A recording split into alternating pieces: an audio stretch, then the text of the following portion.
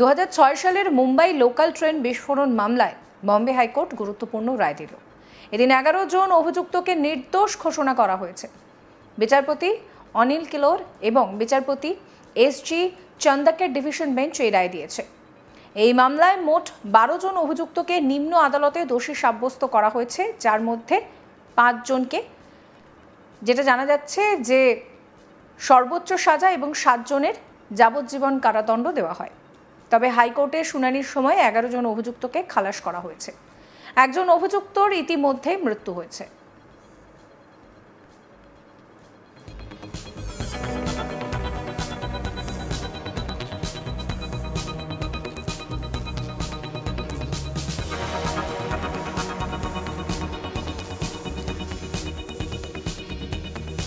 সূত্র বলছে, এই মামলার চূড়ান্ত শুনানিতে চলতি বছরের জানুয়ারিতে সম্পন্ন হয়, যার পরে রায় সংরক্ষিত রাখা হয়। দোষীরা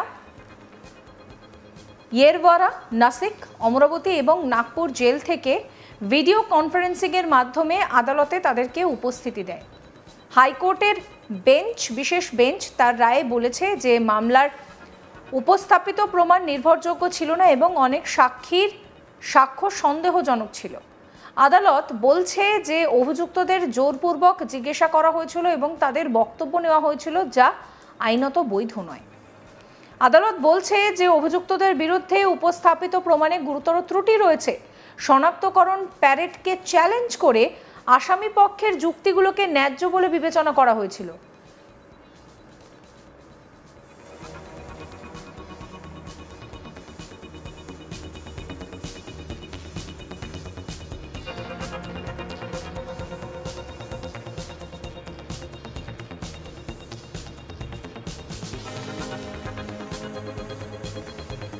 কিছু সাক্ষী বছরের পর বছর ধরে নীরব ছিলেন এবং তারপর হঠাৎ করে অভিযুক্তকে শনাক্ত করেছিলেন, যা ভীষণ অস্বাভাবিক।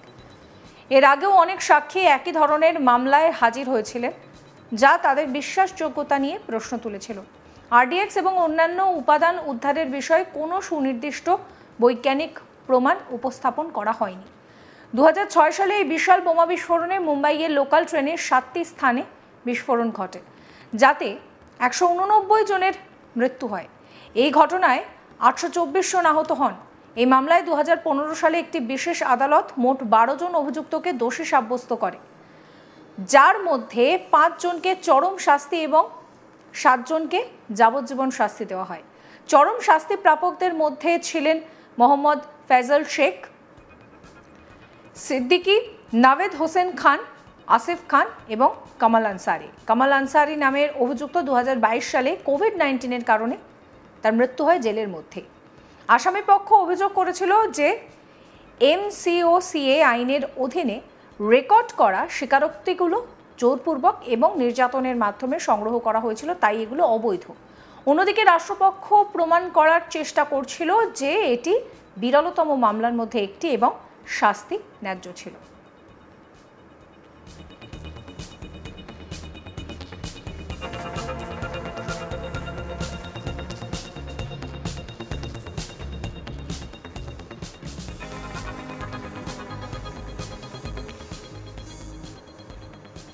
উল্লেখ্য, 11 জুলাই 2026-এ 11 মিনিটের ব্যবধানে মুম্বাই লোকাল ট্রেনে 7টি বোমা বিস্ফোরণের ঘটনা ঘটে।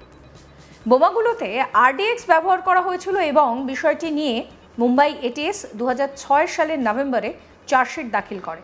2015 সালে হাইকোর্টে শুনানি শুরু হয়, যখন রাষ্ট্রপক্ষ চরম শাস্তি নিশ্চিত করার জন্য একটি আবেদন করে এবং দোষীরাও অবমাননাকর আবেদন করে।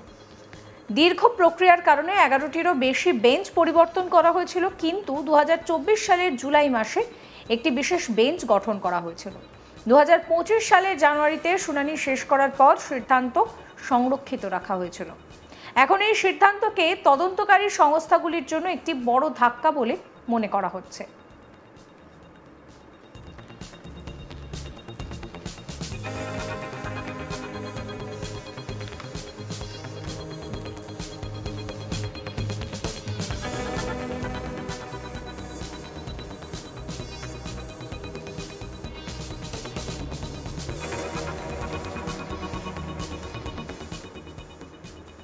এই ঘটনায় অভিযুক্ত এক ব্যক্তি আমাদের ক্যামেরার সামনে জানান, আমরা জীবনের 19 বছর কাটিয়ে দিলাম, নিজেকে নির্দোষ প্রমাণ করতে গিয়ে কত কি না করতে হয়েছে। আমার পরিবার আমাকে খুব সহায়তা করেছে। আমার মেয়ে জন্মানোর পর তারপর সে বাবার ভালোবাসা পায়নি, এর জন্য আমার মেয়ের সবচেয়ে বেশি ক্ষতি হয়েছে। আমার স্ত্রী 19 বছর ধরে এদিক ওদিক ঘুরেছে। আপনাদেরকে শোনাবো মোহাম্মদ সাজিদ আনসারি কি বলছেন।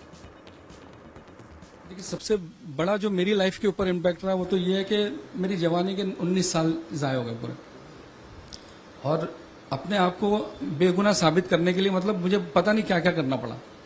मेरी फैमिली का भरपूर सपोर्ट मुझे था। इस मामले में मैं खुशनसीब हूँ कि मेरे बड़े भाई, वाइफ और जितने भी लोग हैं घर के साथ, तमाम सब भाई बहनें सारे, और करीब के रिलेटिव्स भी, वो सब ये यकीन जानते थे कि मैं जो है ना किसी चीज के अंदर इन्वॉल्व नहीं इस तरह की।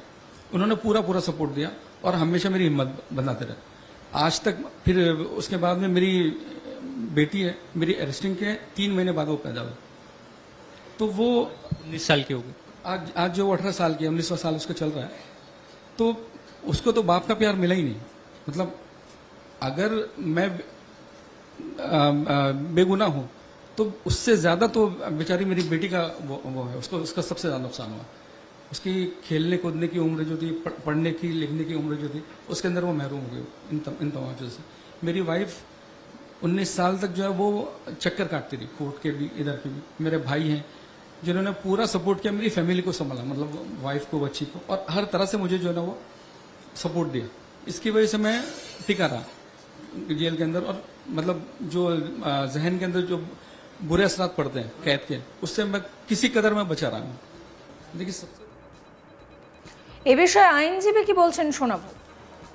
आज के फैसले से तो हम बहुत खुश हैं, बिकॉज 19 साल से इस फैसले का इंतजार किया गया था, स्पेशली जब सजा लग गई थी उसके बाद। और आप जानते हैं कि 4 से 5 जो लोग हैं उनको डेथ सेंटेंस मिला था। So for my client is concern, जब उनका अरेस्ट हुआ था he was 25-26 year old, and एक मध्यम वर्ग के परिवार से वो आते हैं, जैसे मिडिल क्लास परिवार होता है, और इस केस में उनको फर्स्टली इम्प्लीकेट किया गया था। ঘটনায় অভিযোগকারী জানান যে আমরা কোর্টের এই রায় একেবারেই খুশি নই। কি বলছেন তিনি শোনাবো। एक बड़ा धक्का लगा निर्णय सुन के, क्योंकि हम लोग ऐसा सोच रहे थे कि आरोपी को सजा मिलेगी, लेकिन ये जो निर्णय आया वो पूरा धक्कादायक है। हम लोग इससे नाखुश है पूरे। आपके साथ सर उस समय क्या हुआ था, थोड़ा विस्तार में बताएंगे। उस समय आप कहाँ थे, क्या कर रहे थे, कैसे आपके साथ? 11 जुलाई 2006 में जैसे मैं रोज की तरह काम पे गया था, और आने के टाइम पे मैंने ट्रेन पकड़ ली थी विले पार्ले से, और जोगेश्वरी स्टेशन जैसा ही आया वैसा वो ब्लास्ट हुआ था, और मुझे मेरा एक हाथ उसके अंदर गंवाना पड़ा था।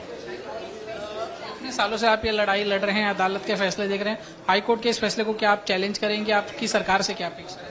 मेरे हिसाब से सरकार से मैं इतना ही कहूंगा कि इसके ऊपर बड़ी कमेटी बिठा के इसकी सही जांच होनी चाहिए, और जो सही आरोपी उसे पकड़ के जल्द से जल्द शिक्षा मिलनी चाहिए। एक बड़ा धक्का लगा।